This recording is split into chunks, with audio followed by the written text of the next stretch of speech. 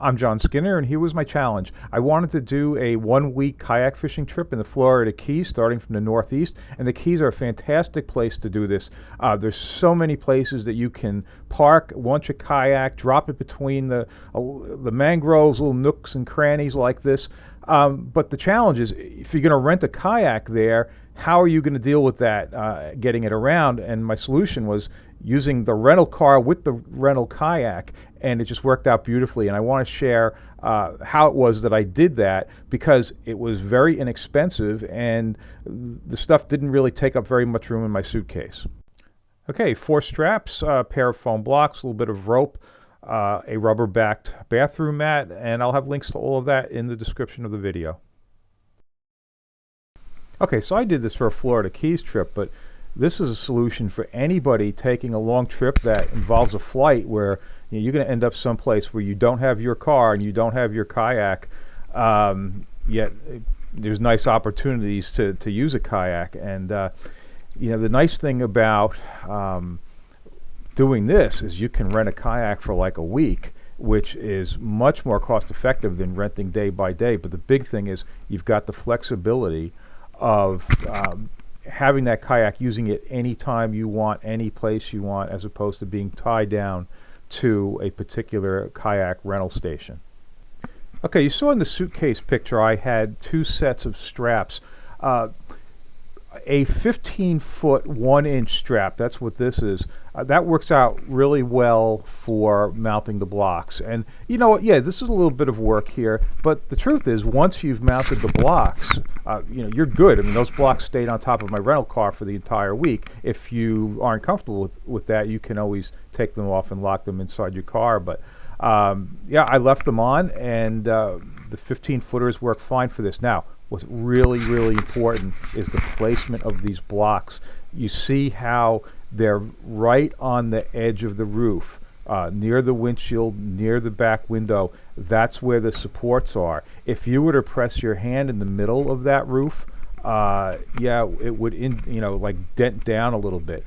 You really want to put it on the edges.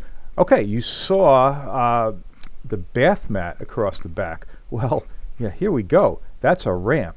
Boy, it cannot be any easier than this. You lay that bath mat across the back, you slide the kayak up. Now, one tip about this is the very first time you do this, you want to wet those blocks, and you want to push on gently. If you didn't strap those things down firm enough, the blocks, and you push too hard, you can flip them over. It's no big deal.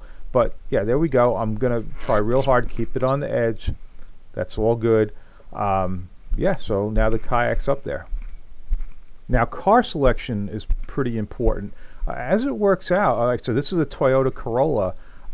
Any of these small cars that don't have a curved roof, that's the one thing you have to watch out for, is you don't want to get a car that's got a really curved roof, because then what's going to happen is, your kayak's going to be hitting the top. And yeah, the objective here is to be able to pull this off and not have the rental car people know that you had a kayak on top of the car all week. You don't want to leave any damage.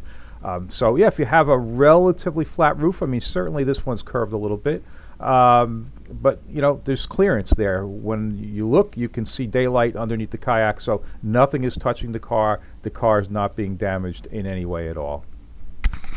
And this is a 15-foot 5-inch kayak, so you're not going to be renting one much longer than this, and you're not going to have a rental car much smaller than this. So yeah, there's really no issues with that.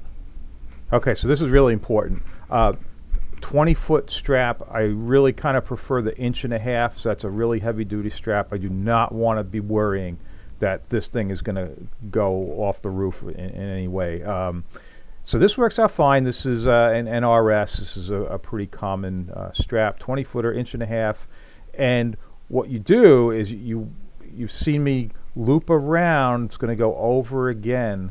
That's why you need the 20-footer, is because you're going to eat up a lot of that length by wrapping it around the kayak. But it's that wrap that's going to really stabilize the craft on top of the car, and it's not going to go anywhere. It's going to be very, very stable up there. Okay, one thing I will note is that if you're driving around 50, 55 miles an hour, these straps are going to make some noise just going through the wind. You're going to hear that. I've actually done 3 of these trips where I've done exactly this, and in each case, I had some noise coming off the straps, so it seems like that's a pretty normal thing. Okay, the other thing to watch out for on rental cars are the ones with the antennas that are in the way. So, yeah, some cars have them, some don't. Most of them, it's easy to remove. Okay, there you go. There's everything all strapped down, looking good. And that bath mat serves 2 purposes because, hey, you're going to go kayaking, your butt's going to get wet, and here you go. Put that on the seat, and that takes care of that. So the rental car is being very well protected, and hey, this just works out great. Okay, one final step for absolute safety is to tie down the front. You know, I always push the kayaks on stern first, and this works out great with the scupper holes. And you know what? The rope's going to go right through the boat itself, so there's not going to be any concern that what I'm tying onto could snap off in any way. So there you go, right there, through the scupper holes. It couldn't be more secure than that. Many vehicles, probably most vehicles, have something underneath that you know, people might use for towing, but it makes a great tie down. So that's what I'm going to do. I'm going to go down there, and you can pretty much see it there. There we go.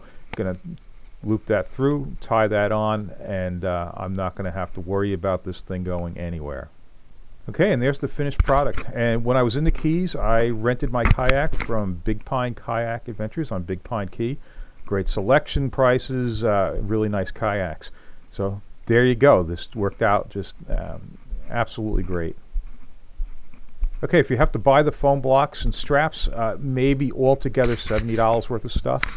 In my case, it's what I use to carry my kayak on top of my Jeep anyway, so I already had all of this stuff. It's just a really easy, inexpensive, secure way to carry a kayak. So yeah, it just worked out great all around. And I was able to access some off the beaten track places far away from boats and launching ramps or any of that. And I was even able to catch some nice fish. So, all right, if you like these videos, please subscribe.